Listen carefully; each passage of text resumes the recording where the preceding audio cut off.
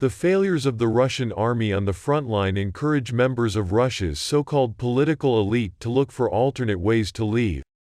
No one will defend Putin's regime if it begins to collapse. This was reported by Israeli journalist Zvi Zilber. According to him, there is no global conspiracy among the elite right now, but each of Putin's current henchmen will make decisions for himself, and this will affect their unity. Silber believes that Putin cannot control all processes in Russia. The Russian army, Prigozhin or Kadyrov are no longer under his control. Only the presidential administration, the State Duma and the Central Election Committee are under his control. Many of the rumors on the social networks about Putin's health, about his possible cancer or Parkinson's disease, are irrelevant. Yes, he has a huge psychological impact on all of Russia's power structures. But many of these officials will definitely outlive Putin, and, based on those rumors, are already drawing certain conclusions. None of them wants to go down with Putin, so they are looking for some alternative ways to leave, noted the Israeli journalist. He added that Putin is completely disconnected from reality. He may think that everything is under control, but one person in principle cannot control everything. The challenge for Putin goes beyond the battlefield as he tries to create an atmosphere of competence and confidence among his public and the Russian elites. One prominent Russian businessman in Moscow, commenting on condition of anonymity for security reasons, said that Prigozhin makes the government look completely senseless, brainless and idiotic, and increasingly it seems that this is actually the case, according to the New York Times article.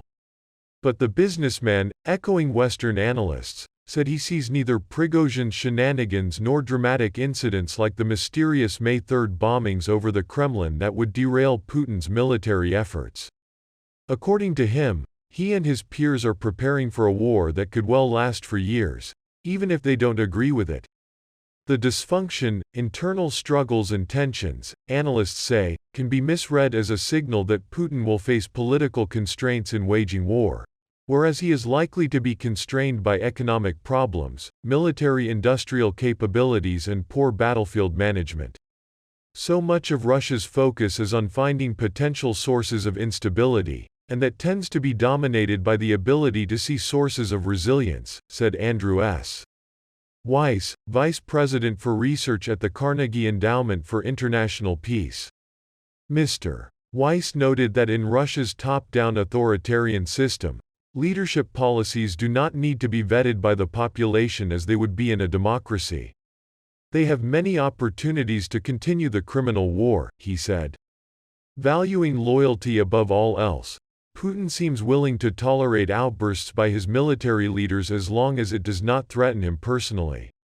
Among the Russian elite, business leaders seem accustomed to the idea of a multi-year war and have adapted the supply chains, consumption and travel proper, to Western sanctions.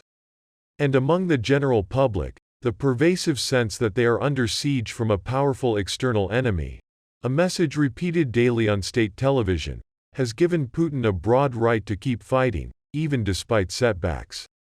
The Russian president remains convinced that he can outlast both Ukraine and the West, say Western officials and analysts, as well as Russians who know him. But there is no indication that Putin is winning his bid anytime soon. Russia's recent setbacks came when Ukrainian President Vladimir Zelensky visited Berlin, Paris and London, receiving renewed commitments of military assistance from his European allies. His success suggests that Western support for Ukraine may have more power than Putin believes.